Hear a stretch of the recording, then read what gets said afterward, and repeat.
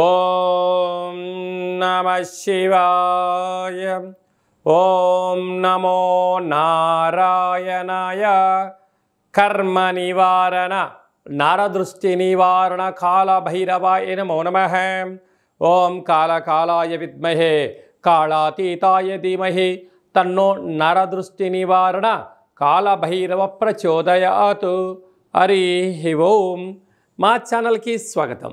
చూస్తున్న వీక్షకులకు ప్రేక్షకులకు ప్రియ కాళభైరవ బంధువులకి స్వాగతం పలుకుతూ మమ్మల్ని ఎంతగానో ఆదరిస్తూ ఉండబడినటువంటి ప్రియ సోదర సోదరీమణులకు సనాతన ధర్మ సంరక్షకులకు జ్యోతిష్య అభిమానులకు అందరికీ కూడా జ్యేష్ఠమాస అమావాస్య సందర్భంగా ఆ మహాదేవుడి యొక్క ఆశీస్సులు కాలాన్ని శాసింపజేసే శక్తి కాళభైరవుడికి ఉంటుంది కనుక అందరికీ విద్యార్థులకు మంచి విద్య, ఉద్యోగస్తులకు ఉద్యోగము, వ్యాపారస్తులకు జనాకర్షణ, సంపూర్ణమైన వారు ఎవరైతే ఏ వృత్తులు అయితే చేస్తుంటారో అన్ని వృత్తులలో విజయం సాధించాలని కోరుకుంటూ మనసారా కాళభైరవ స్వామి వారిని కోరుకుంటూ ఆశీర్వచనం.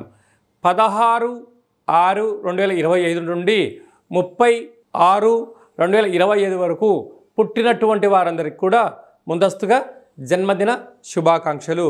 గతంలో వివాహం చేసుకున్న వారికి వివాహ వార్షికోత్సవ శుభాకాంక్షలు. ద్వాదశ రాశుల్లో గ్రహ గమనాలు ఒకసారి వీక్షింపచేద్దాం.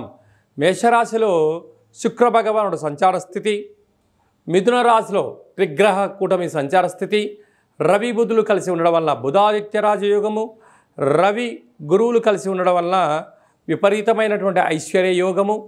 సింహరాశిలో కుజ భగవానుడు కేతు భగవానుడు, కుంభరాశిలో రాహు భగవానుడు, మీనరాశిలో శని భగవానుడు. ద్వాదశ రాశుల్లో గ్రహ గమనాలు ఈ విధంగా ఉన్నాయి. కన్యరాశి వారికి వ్యయంలో కుజ భగవానుడు. గ్రహాలు యోగించగలగాలి అన్నట్లయితే జ్యేష్ఠమాస బహుళ అమావాస్య అష్టమి తిథి ఎందున ఎలాంటి విధి విధానం పాటించడం వలన రుణ రోగ శత్రువులను తొలగించుకోవచ్చో, వాటి శాతం ఎలా తగ్గించుకోవచ్చో ఈ వీడియోలో తెలుసుకుందాం. కన్యరాశిలో ఏ నక్షత్రాలు వస్తాయనగా ఉత్తరా నక్షత్రంలో 2, 3, 4 పాదాలు, హస్తా నక్షత్రంలో 4 పాదాలు, చిత్తా నక్షత్రంలో 1, 2 పాదాలు కలిపితే కన్యరాశి. రాశాధిపతి బుధ భగవానుడు. వీరికి విశేషంగా 6వ స్థానంలో రాహు ఉండడం వలన అప్పులు ఇవ్వద్దు, అప్పులు తెచ్చుకోవద్దు, ఆధ్యాత్మికంగా ఉండండి, ఎవరినైనా ఏది అనొద్దు, బంధువులని మిత్రులని స్నేహితులని మీ ఎదుగుదలను ఓర్వలేక మిమ్మల్ని తప్పుడు యొక్క ఆలోచనలు ఇవ్వడం, మిమ్మల్ని ఆవేశానికి గురి చేయడం, మిమ్మల్ని అనేక రకాల ఇబ్బందులు పెట్టాలని ప్రయత్నం చేస్తూ ఉంటారు. మీరు ఏనుగు లాంటి వారు.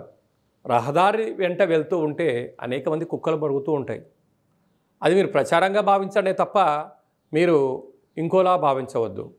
ఎందుకనగా ఓపిక, పట్టుదల, సహనం కన్యరాశి వారి సొంతం. లేకపోతే మిమ్మల్ని మనశ్శాంతి లేకుండా చేసే పరిస్థితి చాలా అధికంగా ఉంటుంది. సప్తమంలో శని భగవాన్ ఉండడం వలన ప్రేమికులు, భార్యాభర్తలు, పార్ట్నర్షిప్ వ్యవహార కార్యక్రమాలు, దూరవాయు జల ప్రయాణం చేసేటప్పుడు తొందరపాటు నిర్ణయాలకు ఇది సరైన సమయం కాదు. అష్టమంలో శుక్ర భగవాను ఉండడం వలన బంగారు ఆభరణాలు, షేర్లు, వస్త్రాలు, కార్లు క్రయ విక్రయాలు చేసేటప్పుడు ఎన్నో జాగ్రత్తలు అవసరం అని చెప్పి కూడా మీరు గుర్తుపెట్టుకోగలగాలి.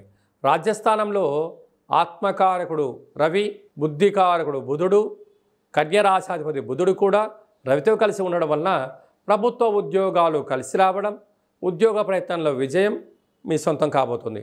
అక్కడే దేవగురు బృహస్పతి కూడా ఉండడం వలన భగవంతుడి యొక్క ఆశీస్సులు, ఆపై మీ పట్టుదల, కృషి, అనంతమైన సంపద, అందరి యొక్క సహాయ సహకారాల చేత స్థిరచరాస్తులు మీ సొంతం కాబోతున్నాయి. అలాగా వ్యయంలో కుజుడు, వ్యయంలో కేతు భగవాన్ ఉండడం వలన తొందరపాటు నిర్ణయాలకు ఇది సరైన సమయం కాదు. శని మంగళవారాల పూట యంత్రాలతో, ఆయుధాలతో చాలా జాగ్రత్తగా ఉండాలి.